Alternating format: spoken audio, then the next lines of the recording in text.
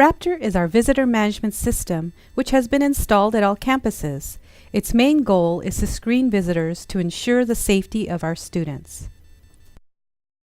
In this online video, we will discuss 3 things secretaries should know to successfully manage the Raptor system: how to access the district network, how to access Raptor, and who to call for help. First, you must log into the district network.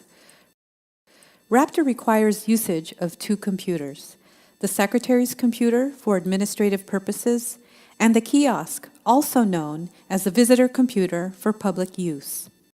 To log on to both computers on the district network, use the login credentials provided by the secretary.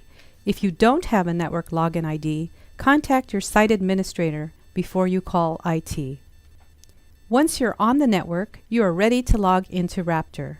Raptor requires 2 different login IDs, one for moderator access at the secretary's computer, another for kiosk access on the visitor use computer.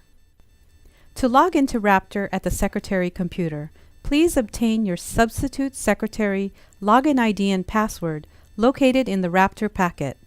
This packet should be provided to you by the secretary. To log into Raptor at the kiosk, use the kiosk login ID and password provided by the secretary. The kiosk screen should look different than the secretary's view of Raptor on their screen. Registered visitors and volunteers may log in on their own at the kiosk by typing their name exactly as it was registered in Raptor when their ID was scanned by the secretary. For more information regarding Raptor, please reference the Raptor packet, which contains information and support for Raptor.